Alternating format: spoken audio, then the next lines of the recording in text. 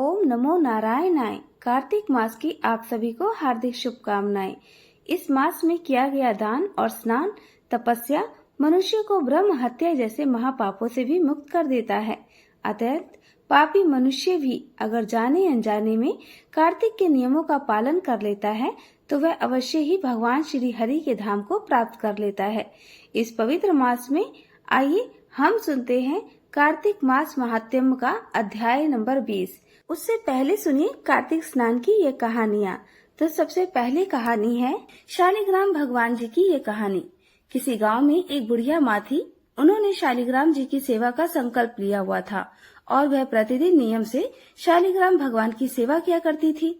कार्तिक मास में एक बार वह स्नान करने का विचार कर अपनी पड़ोसन से कहने लगी, बहन, मैं गंगा जी स्नान करने जा रही हूँ, तुम मेरे शालिग्राम जी को रख लो और जब तक मैं नहीं आऊँ तब तक उनकी सेवा कर देना। पड़ोसन ने जब यह सुना तो उसे बड़ी प्रसन्नता हुई कि उसे भगवान शालिग्राम जी की सेवा पूजा का शुभ अवसर मिल रहा है, इसलिए उसने हाथ तो भर दी।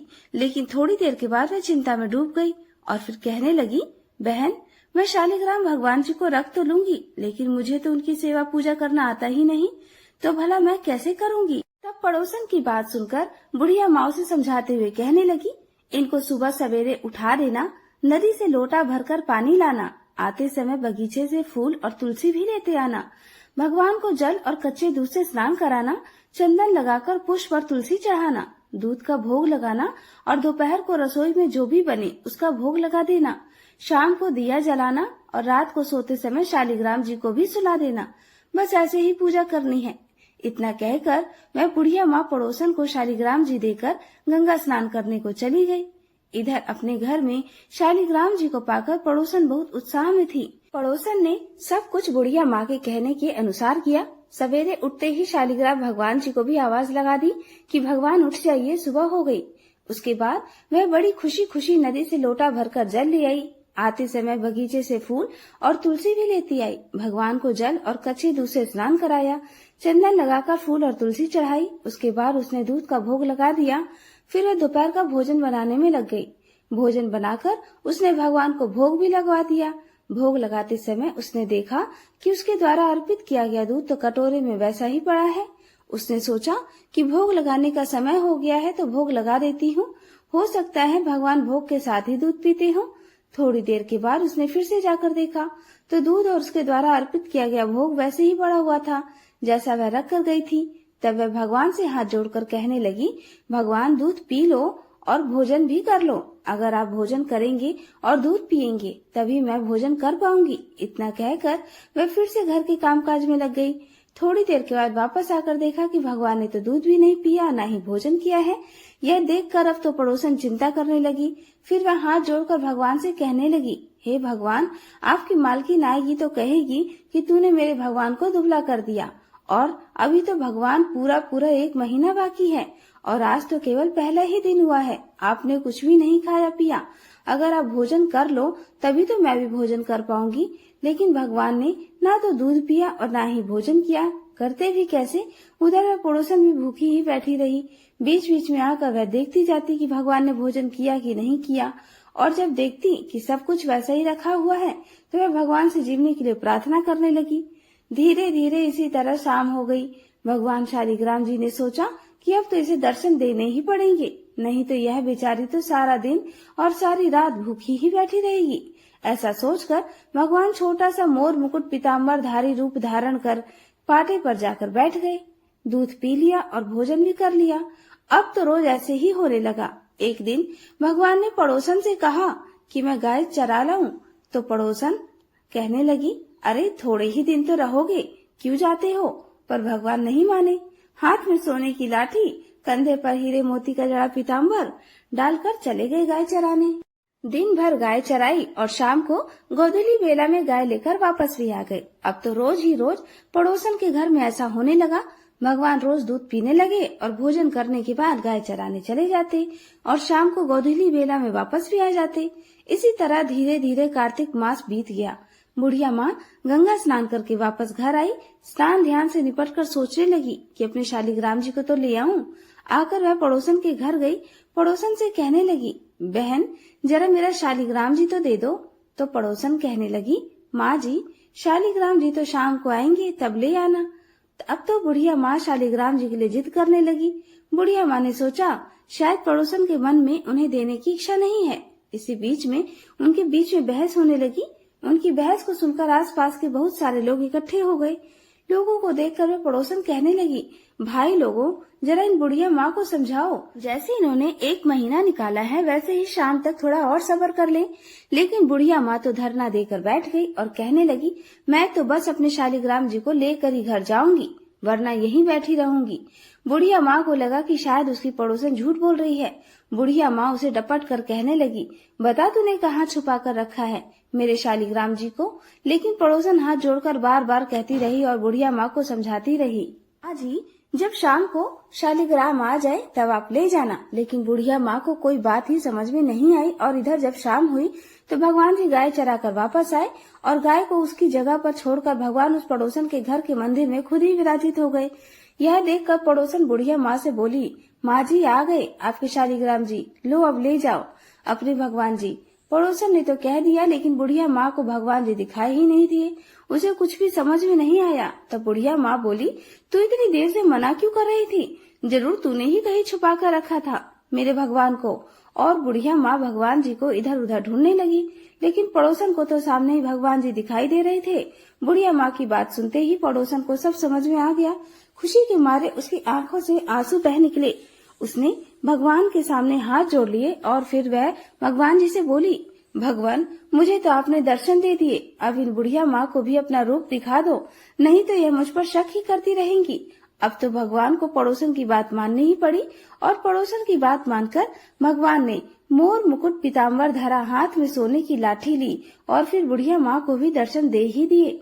बुढ़िया माँ यह सब देखकर हैरान रह गई। उसका बूढ़ा शरीर कांपने लगा और उनकी आंखों से आंसू भी झरझर बहने लगे। अब तो बुढ़िया माँ ने भगवान के और पड़ोसन के दोनों के पैर छू लिए और कहा, मैं तो इतने दिनों से शालिग्राम जी की सेवा कर रही थी, पर मुझे तो कभी भगवान ने दर्शन ही नहीं दिए, क्योंकि मैंने भगवान को केवल मूर्ति बनाकर उनकी सेवा की थी और असल में तूने ही भगवान को शुद्ध मन से सच्ची सेवा की, इसलिए तो भगवान ने तुझे दर्शन दिए हैं। हे भगवान, जैसे आपने उन्हें दर्शन दिए वैसे सबको देना। कथा अधूरी हो तो पूरी करना, पूरी हो तो मान करना। इस कथा को कहने, सुनने और हुंकारा भरने वाले सभी की मनोकामनाएं पूर्ण करना। प्रेम से बोलिए, शालिग्राम भगवान की जय। अब सुनिए कार्तिक मास के ब्राह्मण दंपति और उनकी बहू और कार्तिक स्नान की कहानी। एक बार की बात है, एक नगर में एक ब्राह्मण और ब्राह्मणी रहते थे। वे रोजाना 7 कोस दूर गंगा स्नान करने जाते थे। इतनी दूर आने जाने से ब्राह्मणी थक जाती थी। एक दिन ब्राह्मणी बोली, काश हमारे भी एक बेटा होता तो कितना अच्छा होता। बेटे की बहू आती और हमें घर वापस जाने पर बना हुआ भोजन मिलता और बहू घर का सारा काम भी कर देती। ब्राह्मणी की यह बात सुनकर ब्राह्मण देवता बोले, बात तो तुम सही कह रही हो, चलो आज मैं तुम्हारे लिए बहू ला ही देता हूँ। ब्राह्मणी बोली, वो कैसे? ब्राह्मण ने कहा कि तुम एक पोटली में आटा डालकर उसमें कुछ मोहरे रख देना। ब्राह्मण देवता के कहे अनुसार ब्राह्मणी ने पोटली बांधकर दे दी और पोटली लेकर ब्राह्मण देवता चले गए। वह अभी कुछ दूर ही गए थे कि उन्हें नदी के किनारे बहुत ही सुंदर लड़कियां खेलती हुई दिखाई दी। वे रेत में घर बनाकर खेल रही थी और बार बार तोड़ रही थी। तब उनमें से एक लड़की कहने लगी, मैं तो अपना घर नहीं तोड़ूंगी, मुझे तो रहने के लिए घर चाहिए। लड़की की बात सुनकर ब्राह्मण देवता मन ही मन सोचने लगे कि बहू बनाने के लिए तो यह लड़की सही रहेगी। जब वह लड़कियां घर वापस जाने लगे तो ब्राह्मण भी उस लड़की के पीछे पीछे उसके घर तक चले गए जिसने अपना घर नहीं तोड़ा था। और वहां जाकर ब्राह्मण देवता ने उससे कहा कि बेटी, अभी कार्तिक मास चल रहा है तो इसलिए मैं किसी के घर भोजन नहीं खाता। मैं आटा लेकर आया हूँ, तुम अपनी माँ से पूछो तो जरा वह क्या मेरे लिए आटा छानकर 4 रोटियां बना देंगी। यदि वह मेरा आटा छानकर रोटियां बनाएंगी तो ही मैं रोटी खा सकता हूँ। लड़की ने भीतर जाकर अपनी माँ से सारी बात कह दी। माँ ने कहा, ठीक है, जाकर बाबा से कह दे कि वह अपना आटा दे दे तो मैं रोटियां बना दूंगी। जब लड़की की माँ आटा छानने लगी तो आटे में से मोहरें निकली। वह सोचने लगी कि जिसके आटे में इतनी मोहरें हैं उसे घर में कितनी मोहरें होंगी। उधर वह ब्राह्मण देवता जब भोजन करने बैठे तो लड़की माँ ने कहा, बाबा, क्या आप अपने लड़के की सगाई करने जा रहे हो? ब्राह्मण ने कहा, मेरा बेटा तो काशी में पढ़ने गया हुआ है, लेकिन यदि तुम कहो तो खांड कटोरे से विवाह करके तुम्हारी बेटी को मैं अपने साथ ले जाऊं। लड़की की माँ बोली, ठीक है बाबा। और फिर खांड कटोरे से अपनी लड़की का विवाह करके उसे ब्राह्मण देवता के साथ उसने भेज दिया। ब्राह्मण ने घर आकर कहा, रामू की माँ दरवाजा खोलो, देखो तो मैं तुम्हारे लिए बहू लेकर आया हूँ। ब्राह्मणी बोली, पूरी दुनिया तो ताने मारती ही थी, अब आप भी मारने लगे। अरे हमारा तो कोई बेटा ही नहीं है, तो भला बहू कहाँ से आएगी। ब्राह्मण ने कहा, अरे भाग्यवान, दरवाजा खोल कर देख तो सही। जब ब्राह्मणी ने दरवाजा खोला तो सामने बहू को खड़ी देखा। उसने बहू का प्रसन्न मन से स्वागत किया और खूब आदर सत्कार से घर के भीतर ले गई। अब ब्राह्मण और ब्राह्मणी स्नान करने जाते तो बहू पीछे घर का सारा काम करके भोजन बनाकर तैयार रखती। वह उनके कपड़े धोती, रात को पैर भी दबाती। इस तरह काफी समय बीत गया। ब्राह्मणी ने एक दिन अपनी बहू से कहा कि बहू, तू कभी भी चूल्हे की आग बुझने मत देना और मटके का पानी खत्म मत होने देना। लेकिन एक दिन चूल्हे की आग बुझ गई। तब बहू भागी भागी अपनी पड़ोसन के पास गई और बोली, मेरे घर में चूल्हे की आग बुझ गई है, मुझे थोड़ी आग चाहिए। मेरे सास ससुर सुबह 4 बजे से गए हुए हैं स्नान करने, वो थके हारे आएंगे, इसलिए मुझे उनके लिए भोजन बनाना है। पड़ोसन बोली कि तू तो बावली है, यह दोनों तुझे मिलकर पागल बना रहे हैं, इनका कोई बेटा नहीं है। बहू बोली, दीदी ऐसा तो मत बोलो, इनका बेटा तो बनारस काशी में पढ़ने गया हुआ है। तब पड़ोसन ने कहा कि यह तुझे झूठ बोलकर लाए हैं, इनका कोई बेटा नहीं है। अब की बार तो बहू पड़ोसन की बातों में आ ही गई और कहने लगी, तब आप ही बताओ मैं क्या करूं। पड़ोसन ने कहा, करना क्या है, जब तुम्हारे सास ससुर वापस आए तो जली फूकी रोटियां और बिना नमक की पतली दाल बनाकर दे देना। खीर का चमचा दाल में और दाल का चमचा खीर में डाल देना। अब तो बहू पड़ोसन की सारी सीख लेकर घर आ गई और जब उसके सास ससुर वापस घर आए तो आज ना तो उनकी बहू ने उनका आदर सत्कार किया, ना ही उनके कपड़े धोए। यहाँ तक कि जब उसने अपनी सास ससुर को भोजन दिया तो सास बोली, बहू आज यह रोटियां जली फूकी क्यों है और दाल भी बिना नमक की है। तब बहू ने तपाक से जवाब दिया, माँ जी, एक दिन ऐसा खाना खा लोगे तो कुछ बिगड़ नहीं जाएगा तुम्हारा। सास ससुर को खरी खोटी सुनाकर वह फिर से पड़ोसन के पास गई और बोली कि अब बताओ आगे क्या करना है। पड़ोसन बहुत चालाक थी, कहने लगी, अब तुम सातों कोठों की चाबी मांग लेना। और अगले दिन जब वह ब्राह्मण ब्राह्मणी स्नान करने के लिए जाने लगे तो बहू जिद पर अड़ गई, बोली, मुझे तो सातों कोठों की चाबी चाहिए। तब ससुर ने ब्राह्मणी से कहा, इसे चाबी दे दो, आज नहीं तो कल इसे देनी ही है। तब सास ने बहू को सातों कोठों की चाबी दे दी और वह ब्राह्मण दंपति स्नान करने के लिए चले गए। उनके जाने के बाद जब बहू ने दरवाजे खोले तो देखा किसी में अन्न भरा है, किसी में धन भरा है और किसी कोठे में बर्तन भरे पड़े हैं। जब उसने ऊपर का 7वां कोठा देखा तो शिव जी, माता पार्वती, गणेश जी, लक्ष्मी माता जी, पीपर पथवारी, कार्तिक के ठकुराई, दामोदर, तुलसी जी का बिड़वा, गंगा यमुना और 33 कोटि देवी देवता विराजमान हैं। और वहीं पर एक लड़का चंदन की चौकी पर बैठा माला जप रहा है। यह सब देखकर वह हैरान रह गई। उसने उस लड़के से पूछा, तुम कौन हो। तब लड़का बोला, मैं तेरा पति हूँ, अभी दरवाजा बंद कर दे, जब मेरे माता पिता आएंगे तब दरवाजा खोलना। यह सब देखकर बहू तो बहुत खुश हुई। 16 श्रृंगार कर, सुंदर वस्त्र पहनकर अपने सास ससुर की प्रतीक्षा करने लगी। उसने आज अपने सास ससुर के लिए खूब अच्छे अच्छे पकवान बनाए।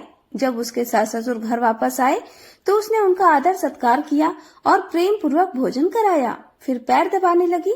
पैर दबाते दबाते बहू ने कहा, माँ जी, आप इतनी दूर गंगा यमुना स्नान करने के लिए जाती हो, आप थक जाती होगी, इसलिए अब आप घर पर ही स्नान क्यों नहीं कर लेती। यह सुनकर सास बोली, बेटी गंगा यमुना घर पर तो नहीं बहती है। तब उसने कहा, हाँ माँ जी, बहती है, चलिए मैं आपको दिखाती हूँ। जब बहू ने 7वां कोठा खोलकर दिखाया तो उसमें तो शिव जी, पार्वती जी, गणेश जी, लक्ष्मी जी, पीपल पथवारी, कार्तिक के ठकुराई, दामोदर, तुलसी जी का बड़वा और गंगा यमुना बह रही हैं। साथ ही 33 कोटि देवी देवता भी विराजमान हैं और वहीं चौकी पर बैठा एक लड़का माला जप रहा है। माँ ने देखा तो पूछा, बेटा तू कौन है। लड़का बोला, माँ जी, मैं ही तो तुम्हारा बेटा हूँ। तब ब्राह्मणी ने पूछा, तू कहाँ से आया है। लड़के ने उत्तर दिया, माँ जी, मुझे कार्तिक देवता ने भेजा है। ब्राह्मणी ने कहा, बेटा, भला यह दुनिया कैसे मानेगी कि तू मेरा ही बेटा है? तब ब्राह्मणी ने कुछ विद्वान पंडितों से सहायता मांगी। पंडितों ने कहा कि इस बार बहू बेटा खड़े हो जाएं और उस बार ब्राह्मणी खड़ी हो जाए। ब्राह्मणी ने चमड़े की अंगिया पहनी और छाती में से दूध की धार निकलकर अगर बेटे की दाढ़ी मूछ भिगा जाए और पवन पानी से गठजोड़ बंधे, तब मान लेना कि यह बुढ़िया का ही बेटा है। तब उसने ऐसा ही किया। ब्राह्मणी की चमड़े की अंगिया फट गई और उसकी छाती में से दूध की धार निकलकर बेटे की दाढ़ी मूछ भिगा गई। पवन पानी से बहू बेटे का गठजोड़ बन गया। यह सब देखकर ब्राह्मण और ब्राह्मणी की खुशी का ठिकाना नहीं रहा।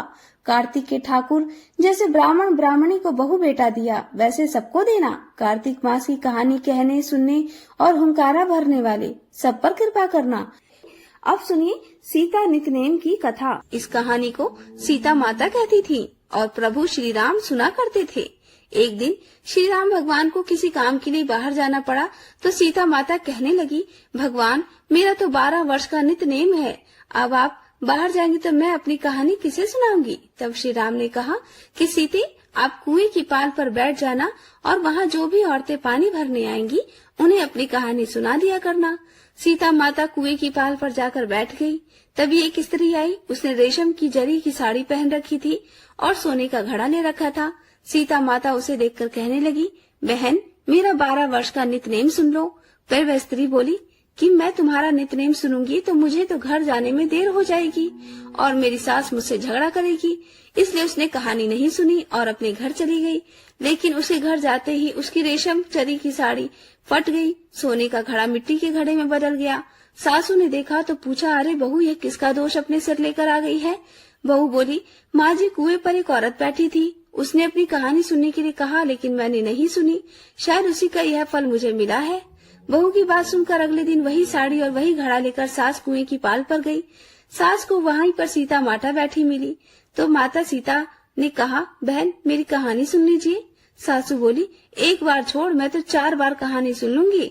तब सीता माता बोली, राम आए लक्ष्मण आए, देश के पुजारी आए, नित नेम का नेम लाए, आओ राम बैठो राम, तपी रसोई जीमो राम, माखन मिश्री खाओ राम, दूध बताशा पियो राम, सूत के पल का मोठो राम, शाल दुशाला पोठो राम, शाल दुशाला ओढ़ो राम, जब बोलूं राम ही राम, राम सवारे सबके काम, खाली घर भंडार भरेंगे, सबका बेड़ा पार करेंगे, श्री राम जय जय राम। सासू बोली, बहन, कहानी तो बहुत अच्छी लगी। फिर कहानी सुनकर सासू घर चली गई और उसकी साड़ी फिर से रेशम जरी की बन गई। मिट्टी का घड़ा भी फिर से वापस सोने के घड़े में बदल गया। बहू ने देखा तो कहने लगी, सासू माँ, आपने ये सब कैसे किया? सासू बोली, बहू तू दोष लगा कर आई थी और अब मैं दोष उतार कर आ रही हूँ।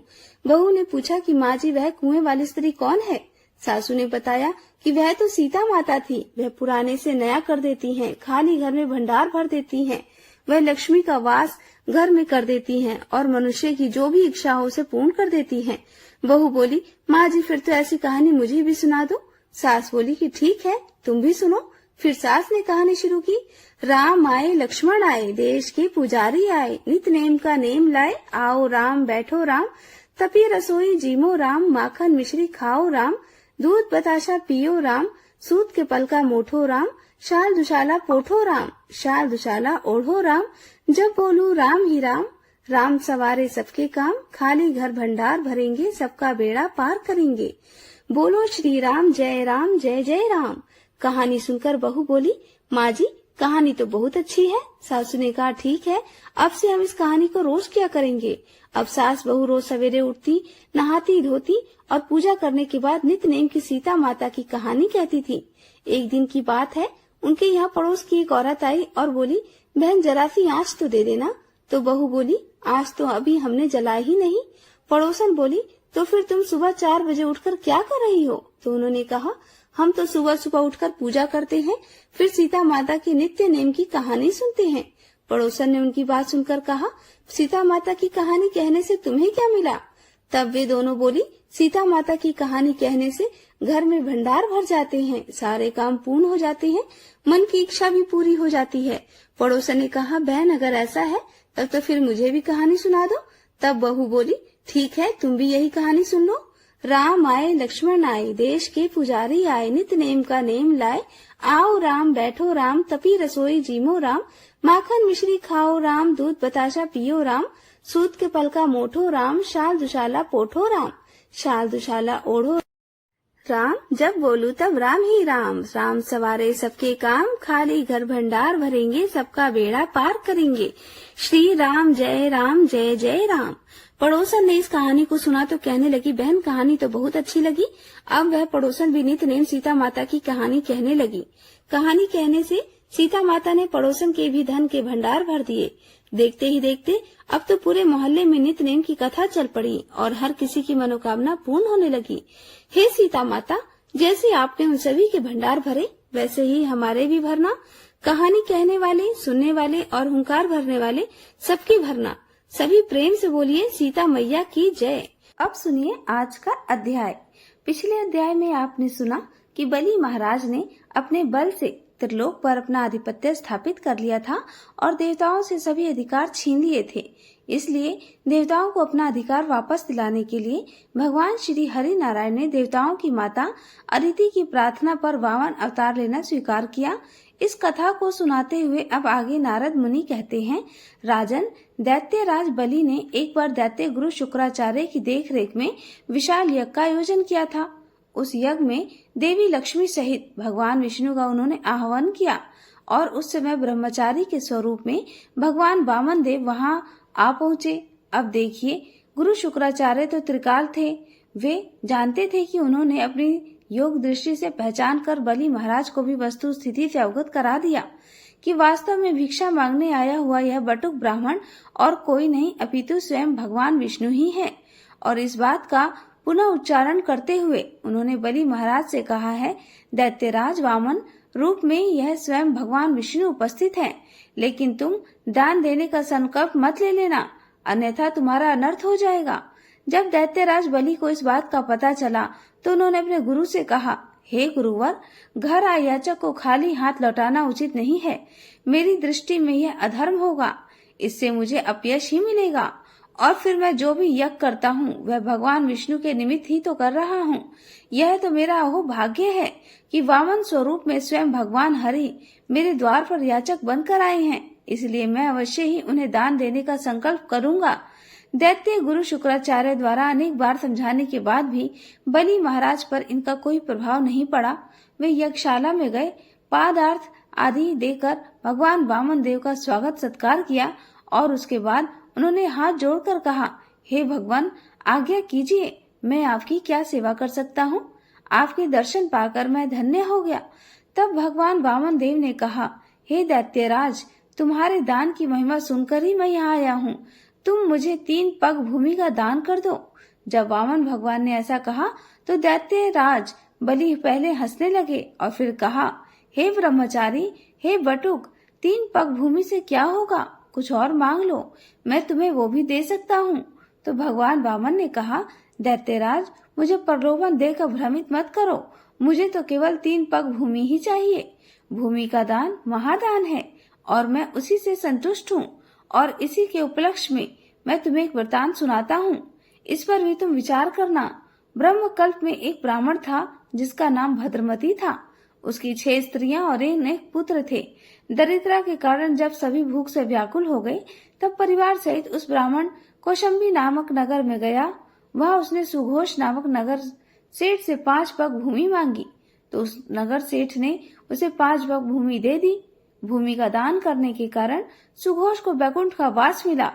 भद्रमती ब्राह्मण से भी किसी अन्य ब्राह्मण ने वो भूमि दान में मांग ली, इससे भद्रवती को भी मुक्ति प्राप्त हुई। इसलिए हे राजन, तुम भी मुझे 3 पग भूमि का ही दान करो, जिससे मैं भी 3 पग भूमि किसी अन्य को दान करके मोक्ष को मार्ग प्राप्त कर सकूं। कथा को आगे बढ़ाते हुए नारद मुनि कहते हैं, तो इस प्रकार वामन देव की प्रेरणा से राजा बलि ने 3 पग भूमि दान करने का संकल्प लिया। दैत्य गुरु शुक्राचार्य इसके पक्ष में नहीं थे, इसलिए सूक्ष्म रूप से गंगा सागर नलिका वाले लोटे में जल रोककर वे बैठ गए। अब भगवान वामन देव शुक्राचार्य की इस चतुराई को समझ गए, इसलिए उन्होंने तेज नोक वाली कुश गंगा सागर की नलिका में डाल दी, जिससे शुक्राचार्य की एक आंख फूट गई। पीड़ा से छटपटाकर कुछ जल राजा बलि की अंजलि में आया और फिर बलि महाराज ने अपना संकल्प पूरा किया। संकल्प हो जाने के बाद वामन देव रूपी भगवान श्री विष्णु ने विराट रूप धारण कर लिया और 2 पग में ही समस्त ब्रह्मांड को नाप लिया। जैसे ही भगवान के चरण के अंगूठे ने ब्रह्मांड को स्पर्श किया, ब्रह्मांड फूट गया और उस फूटे हुए भाग से जल निकलने लगा और उसी जल से भगवान विष्णु के पांव धुल गए। वही जल पावन धारा बन गया। देवताओं, सप्त ऋषियों द्वारा सेवित जो जल सुमेरु पर्वत पर गिरा और गंगा जी के नाम से प्रसिद्ध हुआ। तो इस प्रकार पतित पावन गंगा जी की उत्पत्ति हुई, जिनके जल में स्नान करने से अत्यंत पापी मनुष्य के भी सभी पाप नष्ट हो जाते हैं। यह दृश्य देखकर देवता, ऋषि, मुनि भगवान की स्तुति करते हुए इस प्रकार कहने लगे, हे जगत के पालनहार परम पिता परमेश्वर, आपको बारंबार नमस्कार है। स्तुति सुनकर भगवान ने देवताओं को उनका स्थान सौंप दिया और राजा बलि को पाताल में भेजकर वरदान दिया कि अग्नि में मंत्र रहित जो हवन किया जाएगा उसका तथा कुपा को अपवित्र पूर्वक दिए गए दान का फल तुम्हें प्राप्त होगा। इस प्रकार भगवान विष्णु ने देवताओं को स्वर्ग और बलि तथा अन्य देवताओं को, दैत्यों को पाताल में भेज दिया और स्वयं पुनः वामन रूप होकर तपस्या करने के लिए चले गए। इस कथा की पूर्णाहुति करते हुए नारद मुनि कहते हैं, हे राजन, बलि की कथा और गंगा जी की उत्पत्ति का यह पवित्र प्रसंग जो भी मनुष्य श्रद्धा भाव से पठन और श्रवण करेगा उसे वैकुंठ का वास का अधिकार मिलेगा। तो इस प्रकार वामन अवतार लेकर भगवान श्री हरि विष्णु ने देवताओं की रक्षा की और उनको अपने अधिकार वापस दिलाए। तो आज का अध्याय यहीं खत्म होता है। अब सुनिए आगे की कार्तिक स्नान की कहानी। अब सुनिए कार्तिक मास की बूढ़ी माई और श्री कृष्ण के कंधे की कहानी। कार्तिक मास में सभी औरतें तुलसी जी को जल से सींचने जाया करती थी। एक बूढ़ी माई भी थी जो कार्तिक मास में नियम से तुलसी जी को सींचा करती और जब भी वह सींचने जाती तो तुलसी माता से हाथ जोड़कर कहती, हे तुलसी माता, सत्य की दाता, मैं तेरा बिरवा सींचती हूँ, मुझे बहू दे, पीले रंग की धोती दे, मीठा ग्रास दे, वैकुंठ में वास दे, अच्छी मौत दे, चंदन का काठ दे, अच्छा राज दे, खाने को दाल भात दे और ग्रास के दिन श्री कृष्ण का कांधा दे। बूढ़ी माई की यह बातें सुनकर तुलसी माता सूखने लगी। तुलसी माता को यूं सूखते देखकर भगवान श्री कृष्ण ने पूछा, हे तुलसी, तुम दिन प्रतिदिन सूखती क्यों जा रही हो? तब तुलसी माता ने कहा, बस मेरे मन की मत पूछो प्रभु। भगवान कहने लगे, मैं नहीं पूछूंगा तो फिर कौन पूछेगा? अब तुलसी माता कहने लगी, हे प्रभु, एक बूढ़ी माई आती है और अपनी बात कहकर चली जाती है। मैं उनकी सारी बातें तो पूरी कर दूंगी, लेकिन कृष्ण का कंधा कहाँ से ले आऊंगी?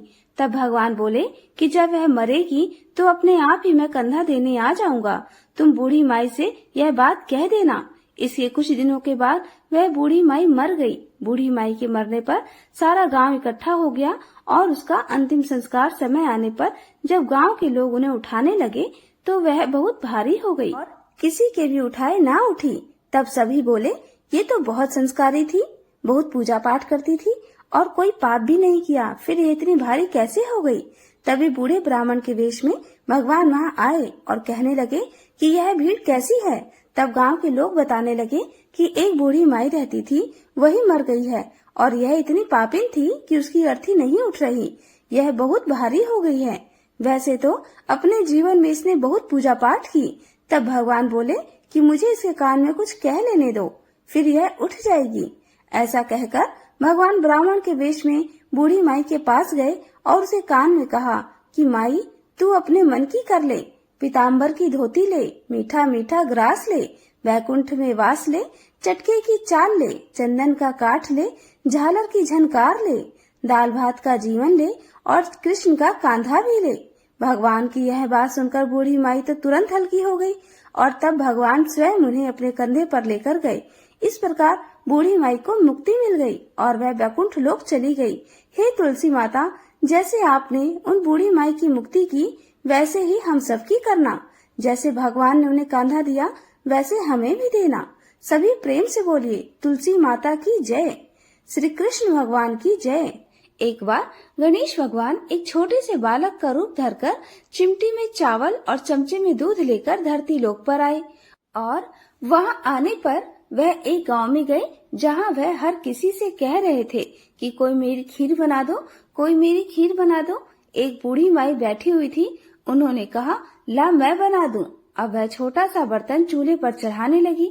तब गणेश जी ने कहा, दादी माँ, छोटी सी भगोनी मत चढ़ाओ, आपके घर में जो सबसे बड़ा वाला बर्तन हो ना, वही चढ़ा दो। बूढ़ी माई ने बालक का मन रखने के लिए वही किया। वह घर के भीतर गई और घर का सबसे बड़ा भगोना लाकर चूल्हे पर चढ़ा दिया। वह देखती रह गई कि उसमें से जो थोड़े से चावल उस बड़े बर्तन में उन्होंने डाले थे, वह तो पूरा का पूरा भर गया। अब गणेश जी ने कहा, दादी माँ, मैं नहा कर आता हूँ, तब तक खीर तैयार हो जाएगी। खीर तैयार हो गई तो बूढ़ी माई के पोते पोते खीर खाने के लिए रोने लगे। बूढ़ी माई जब भी कुछ बनाती तो बिना गणेश भगवान को भोग लगाए कुछ नहीं खाती, न ही किसी और को खाने देती थी। तब उन्होंने मन ही मन कहा, गणेश जी, तेरे भोग लगे। ऐसा कहकर उन्होंने चूल्हे में थोड़ी सी खीर डाली और कटोरी भरकर खीर बच्चों को दे दी।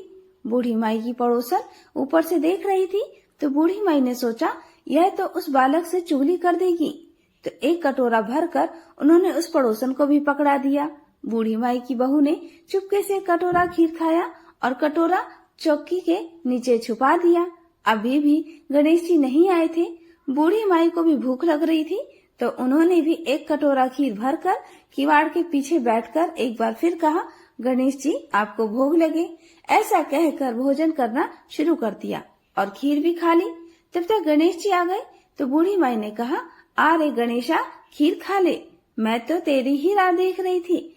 गणेश जी ने कहा, दादी माँ, मैंने तो पहले ही खीर खा ली। वो माई ने कहा, खीर खा ली? अरे कब खाई? तू तो यहाँ था भी नहीं। गणेश जी ने कहा, जब तुम्हारे पोते पोती ने खीर खाई तब खाई थी, जब तुम्हारी पड़ोसन ने खाई तब खाई, और जब तुम्हारी बहू ने खाई तब भी मैंने खाई। अब तुमने खाई तो मेरा तो पूरा पेट ही भर गया। बूढ़ी माई ने कहा, बेटा, और सारी बात तो सच है, पर बहू बेचारी का नाम मत लो। वह तो सुबह से काम में लगी हुई है, फिर भला उसने खीर कब खाई? तब गणेश जी ने कहा, अरे दादी, चक्की के नीचे देखो तो झूठा कटोरा पड़ा है, और तुमने तो मुझे भोग लगाया, लेकिन तुम्हारी बहू तो वैसे ही खा गई। बूढ़ी माई ने कहा, अच्छा बेटा, घर की बात है, घर में ही रहने दो। अब बताओ तो जरा यह बची हुई खीर का मैं क्या करूं? तो गणेश जी ने कहा, नगरी जमा दो पूरी। तो बूढ़ी दादी ने पूरी नगरी जमा दी। फिर भी खीर का बर्तन पूरा भरा ही था। जब यह बात राजा को पता चली तो बूढ़ी दादी को बुलाया और पूछा, क्यों रे बुढ़िया, ऐसा बर्तन तेरे घर पर अच्छा लगे या हमारे घर पर सोवे? तो बूढ़ी दादी ने कहा, राजा जी, आप ले लो। राजा ने खीर का बर्तन महल में मंगवा लिया और लाते ही जब उसमें से खीर मांगी तो खीर की जगह पर कीड़े मकोड़े बिच्छू कंचले हो गए और उसमें से दुर्गंध आने लगी। यह देखकर राजा ने बुढ़िया से कहा, अरे बूढ़ी दादी, अपना यह बर्तन वापस ले जाओ, हमने तुम्हारा बर्तन तुम्हें वापस कर दिया। तब बूढ़ी माई ने कहा, महाराज, अगर आप देते तो पहले ही कभी देते, यह बर्तन तो मुझे मेरे गणेश जी ने दिया है। ऐसा कहकर बूढ़ी माई ने वह बर्तन वापस ले लिया और उनके हाथों में लेते ही उस बर्तन की दुर्गंध दूर हो गई, सुगंध आने लगी। घर आकर बूढ़ी दादी ने गणेश जी से कहा, अब बताओ बची हुई खीर का क्या करें? तब गणेश जी ने कहा, करना क्या है बूढ़ी दादी, झोपड़ी के कोने में गड्ढा खोदकर गाड़ दो। उसी जगह सुबह उठकर वापस खोदोगी तो धन के 2 मटके मिलेंगे। ऐसा कहने के बाद गणेश भगवान वही अंतर्ध्यान हो गए। जाते समय झोपड़ी की लात मारते हुए गए तो झोपड़ी की जगह पर महल हो गया। सुबह बहू ने फावड़ा लेकर पूरे घर को खोद दिया, जो कुछ भी नहीं मिला। तब बहू ने कहा, सासू जी, थारो गणेश हो तो झूठो है। सासू ने कहा, बहू, मारो गणेश झूठो नहीं है, ला मैं देखूं। ऐसा कहकर वह सुई लेकर खोजने लगी। जब वह सुई से खोद रही थी तो टन टन करते 2 धन के मटके निकल आए। आपकी बहू रानी बोली, सासू जी, गणेश जी तो साचो ही है। सास ने कहा, अरे बहनी, गणेश जी तो भगवान के भूखे हैं। गणेश जी भगवान जैसा आपने बूढ़ी दादी को दिया वैसा सबको देना। विनायक जी की कहानी कहने वाले, हुंकार भरने वाले और आसपास के सुनने वाले सबको देना। बोलो गणपति भगवान की जय। प्रिय श्रोताओं, अब आपको सुनाते हैं सदन कसाई की कथा। सदन कसाई, जो कसाई जाति में जन्मे थे, एक ऐसा कुल जिसमें प्राचीन समाज में जिसको अक्सर नीच दृष्टि से देखा जाता था। उनका दैनिक जीवन जो था वो बहुत साधारण था।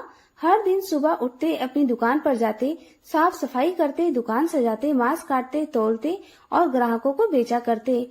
उनके हाथ खून से सने होते और उनके दुकान से मांस की दुर्गंध आती और चारों ओर से केवल उनके व्यवसाय की आवाजें सुनाई देती।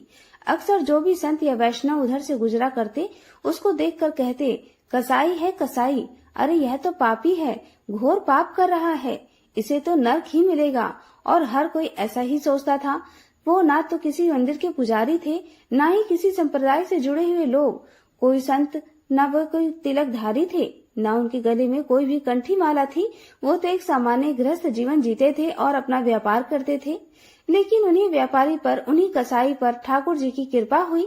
ठाकुर जी ने उन पर ऐसी कृपा की कि उन्हें अपने धाम में उनको वास दिया। एक दिन सदन कसाई रास्ते से गुजर रहे थे तो उन्हें एक गोल काला और भारी पत्थर मिला। देखकर उन्होंने सोचा, यह तो तराजू तोलने के काम आएगा, चलो इसे उठाकर रख लेता हूँ। और वो उस पत्थर को उठाकर अपनी दुकान पर ले आए। अब उसी पत्थर से वह मांस तौल तौल कर लोगों को देने लगे। सदन कसाई जो थे, काम तो करते थे मांस काटने का, बेचने का, लेकिन वह भगवान के भी बड़े भक्त थे। राम नाम उनके होठों पर हमेशा रहता था। अब जब सदन कसाई उस पत्थर से मांस तौल तौल कर लोगों को बेचा करते तो बेचते समय या मांस तौलते समय उनकी आंखों से आंसू बहते रहते।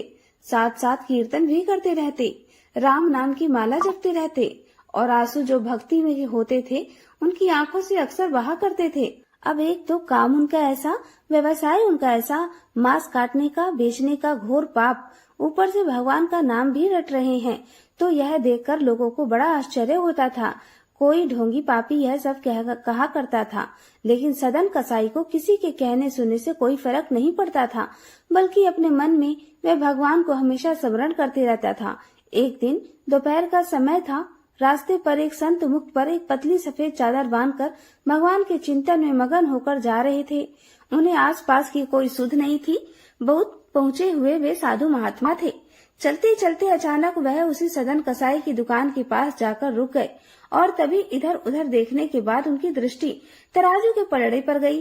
क्या देखते हैं कि एक गोल काले नीले रंग का पत्थर तराजू पर रखा हुआ था और दूसरे तराजू पर मांस का रखा हुआ था।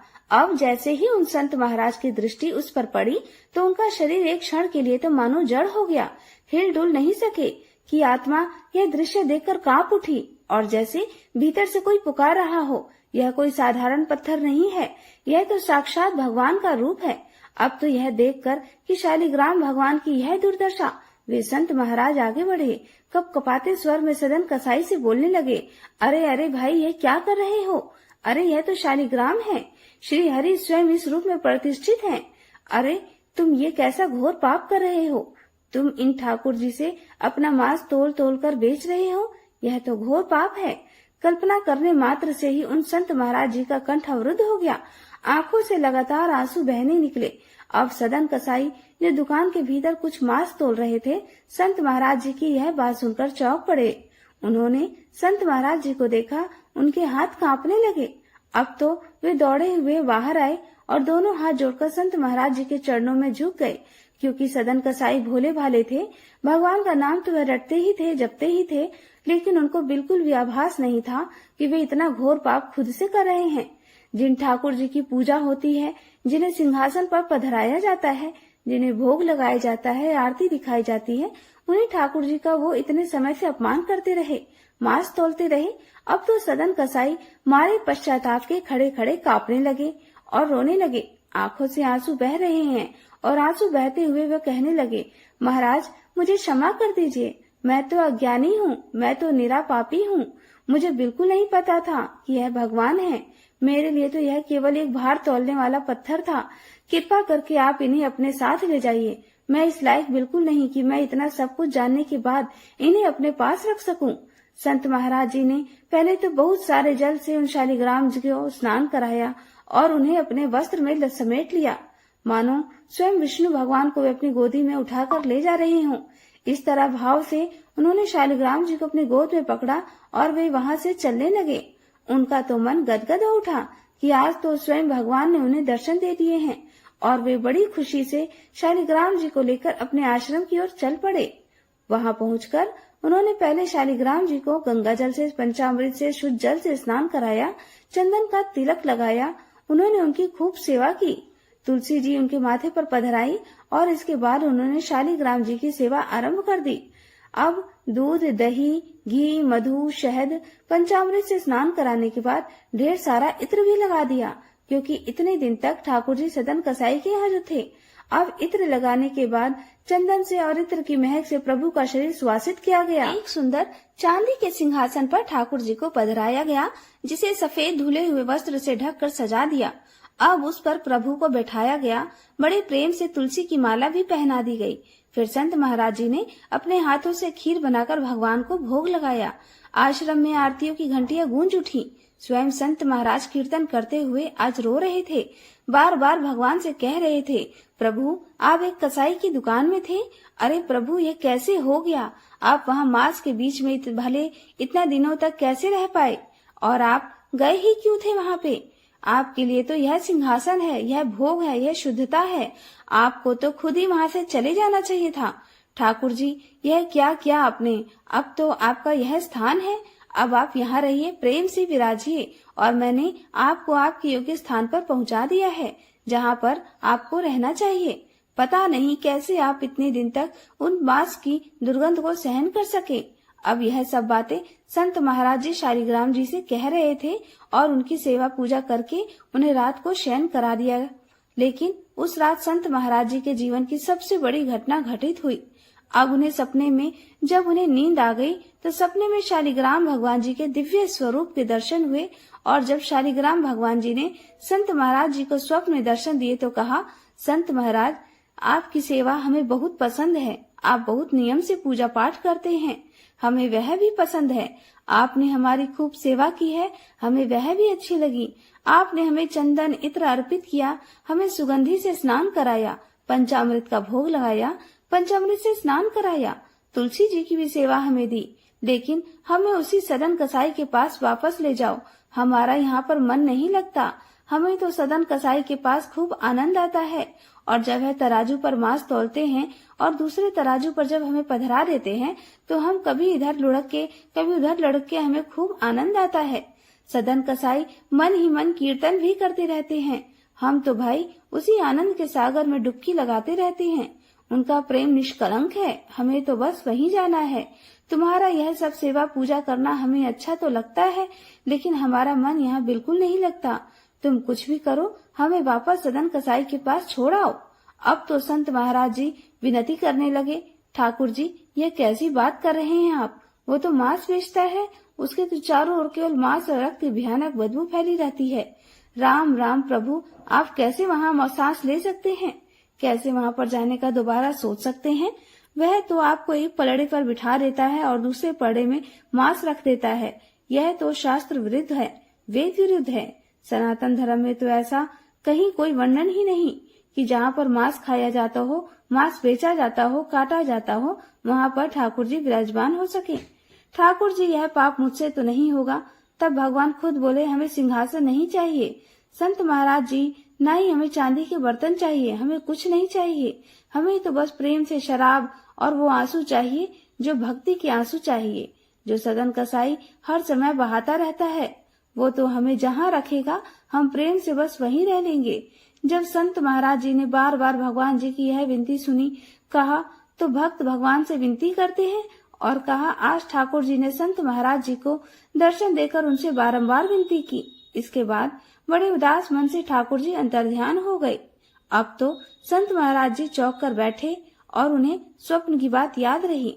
तब उन्होंने जैसा कि उनको स्वप्न आदेश हुआ था, वो शालिग्राम जी को बड़े मरबुझे मन से, उदास मन से उठाकर ले गए और सदन कसाई को लौटाते हुए बोले, ये लो सदना, यह रहे तुम्हारे ठाकुर जी, यह मेरे पास नहीं रहने वाले। अब तो सदन कसाई हाथ जोड़कर कांपते हुए कहने लगे, महाराज यह क्या कर रहे हैं आप? मैं तो पापी हूँ, मांस बेचता हूँ। मुझे भला ये शालिग्राम जी वापस क्यों दे रहे हैं? यह ठाकुर जी अपने पास ले जाइए। मेरे पास रहेंगे तो मुझे और भी पाप लगेगा। मुझे तो अगले कई जन्मों तक इस पाप से ही मुक्ति नहीं मिलने वाली कि मैंने इनको एक पलड़े पर रखा और दूसरे से मांस तौलकर बेचा। तो संत महाराज जी कहने लगे, सदन, यह ठाकुर जी की इच्छा है, वह खुद तुम्हारे पास रहना चाहते हैं। मेरे पास रहना नहीं चाहते। मैं क्या करूं? अब संत महाराज जी ने अपने स्वप्न की सारी बात सदन कसाई को सुना दी। यह सब सुनकर सदन कसाई का तो अंतर मन हिल गया। उनका हृदय परिवर्तन हो गया और उन्होंने सोचा कि जब प्रभु मुझ जैसे पापी को अपनाने को तैयार हैं, तो क्या मैं उनके लिए अपने जीवन को शुद्ध नहीं बना सकता? बस उसी क्षण उन्होंने मांस बेचना छोड़ दिया और उन्होंने फिर उसके बाद अपना पूरा जीवन शालिग्राम जी की भक्ति में समर्पित कर दिया। तो इस तरह से ठाकुर जी अपने भक्तों पर कृपा करते हैं, और जब ठाकुर जी को किसी भक्त पर कृपा करनी होती है तो वे नास्तिक को किस तरह से आस्तिक बना देते हैं या कैसे उनके कर्मों को मोड़ देते हैं। ऐसे कर्म जो उन्हें घोर पाप में, घोर नरक में धकेलने वाले होते हैं, वो उन बुरे कर्मों का सत्कर्मों में बदल देते हैं। सभी प्रेम से बोलिए शालिग्राम भगवान जी की जय, भक्त सदन कसाई जी की जय।